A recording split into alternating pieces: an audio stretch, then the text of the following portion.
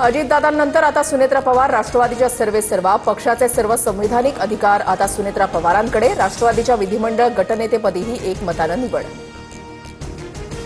सुनेत्रा पवार महाराष्ट्राच्या पहिल्या महिला उपमुख्यमंत्री होणार। संध्याकाळी 5 वाजता शपथविधी सोहळा। सुनेत्रा पवारांकडून राज्यसभा खासदारकीचा राजीनामा। सुनेत्रा पवारांच्या उपमुख्यमंत्री पदाच्या शपथविधी आधीच 2 राष्ट्रवादीमधला सुप्त संघर्ष उघड। तटकरे आणि पटेलांनी शरद पवारांना सर्व चर्चांपासून दूर ठेवल्याचं स्पष्ट। सुनेत्रा पवारांच्या उपमुख्यमंत्री पदाबाबत शरद पवार अनभिज्ञ। शपथविधीबाबत मला माहिती नाही। सुनील तटकरे, प्रफुल्ल पटेल हे त्यांच्या पक्षाचे प्रमुख, त्यांना निर्णय घेण्याचा अधिकार। पवारांचं वक्तव्य। शपथविधीसाठी अनभिज्ञ असल्याच्या वक्तव्यानंतर पार्थ पवारांकडून शरद पवारांची मनधरणी।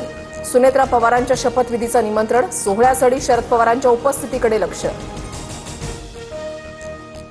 सुनील तटकरे आणि प्रफुल्ल पटेल स्वतःच्या स्वार्थासाठी कोणत्याही थराला जाऊ शकतात, हे वारंवार सिद्ध झालंय। अंबादास दानवेंची टीका।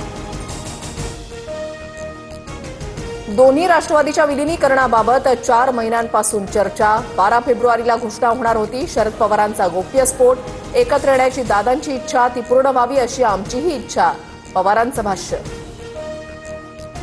शरद पवारांच्या उपस्थितीमध्ये दोन्ही राष्ट्रवादींचं विलिनीकरण करूया अशी अजित पवारांची इच्छा होती। जयंत पाटलांनी दादांसोबतच्या बैठकीमधली माहिती सांगितली।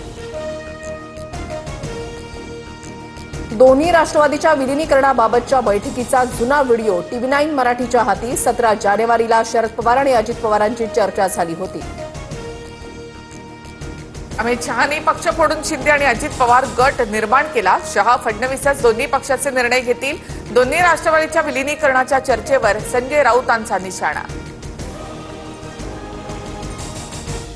पार्थ पवार राज्यसभेच्या रिक्त जागेवर दावा करणार। पक्षाच्या नेत्यांशीही पार्थ पवारांनी राज्यसभेवर जाण्याची इच्छा बोलून दाखवली। सूत्रांची माहिती। राजकीय घडामोडी पाहता माणसापेक्षा खुर्ची महत्वाची असल्याचं चित्र। 3 दिवसांचा शासकीय दुखवटा संपण्याआधीच उपमुख्यमंत्री पदाचा निर्णय। सुनेत्रा पवारांच्या शपथविधी सोहळ्याबाबत संजय शिरसाट यांची नाराजी। मालेगावात काँग्रेस आणि भाजप एकत्र। भारत विकास आघाडी असा गट स्थापन करत एकत्रित गटनोंदणी। दोन्ही गट इस्लाम पार्टीला पाठिंबा देण्याची शक्यता। गिरीश महाजन यांच्याकडून नाशिकच्या रामकुंड गोदाघाट परिसरात पाहणी। सिंहस्थ कुंभमेळ्याच्या पार्श्वभूमीवर विकास कामांचा आढावा।